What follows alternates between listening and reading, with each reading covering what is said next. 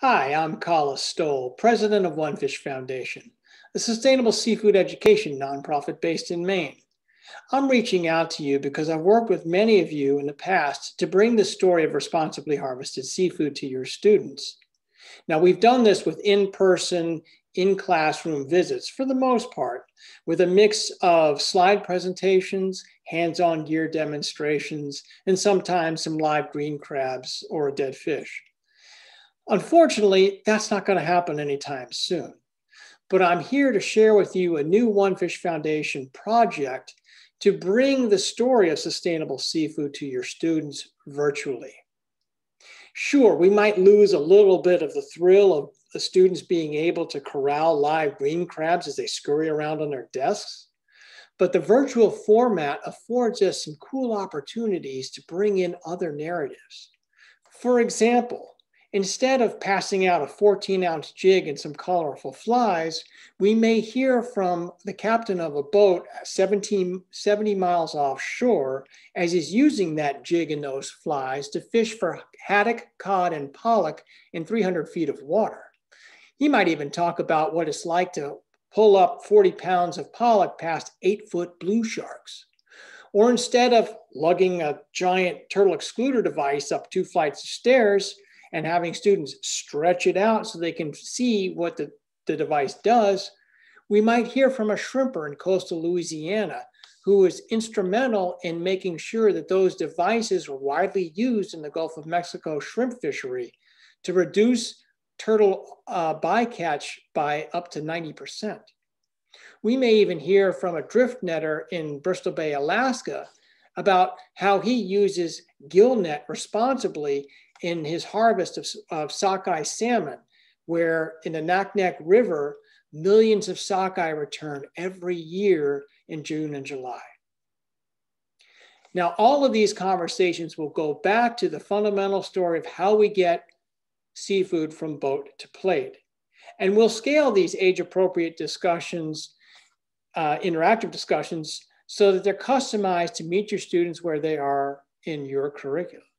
For example, elementary students will explore different wild harvest methods and some of the ecological impacts associated with those methods. Middle school students will discover a broader array of wild harvest methods, as well as the full array of aquaculture methods, going from seaweed all the way up to finfish aquaculture and the ecological impacts of those. Now, older middle school students and younger high school students will not only look into different harvest and aquaculture methods, but also start exploring climate change impacts on different seafood species and how that affects the seafood supply chain as well. And juniors and seniors in high school will look more closely at the cross-section of climate change, policy, and different harvest methods. And both in upper middle school and in high school, we may explore the socioeconomic impacts or factors that are involved in the seafood supply chain. For example, we might hear a story from a woman up in Alaska who fishes both commercially and subsistence fishing for her family and relies on the wild salmon run every summer for her lifestyle. And we'll explore the importance of incorporating a diverse set of voices when it comes to fisheries management policies. And in all of these discussions, again, we will come back to the fundamental thought of how seafood gets from boat to plate, and more importantly, the role students play as either seafood eaters, and that includes seaweed as well, or as people who don't eat seafood but still have an impact on the resource. In all of this, awareness matters. So how are we going to engage students in these kind of conversations and keep them engaged? And that's a really important question in this age of Zoom that we're in. These virtual classrooms that we will create and co-develop with teachers will have a mix of slides and videos with different vocal perspectives, as well as direct discussion and frequent Q&A. Every 10 minutes or so, we're going to stop and we'll check in with students to make sure that everybody's on the same page. We might do some Q&A, we might do some online polling, or we might work on a shared document focusing on a specific theme that we want to zero in on.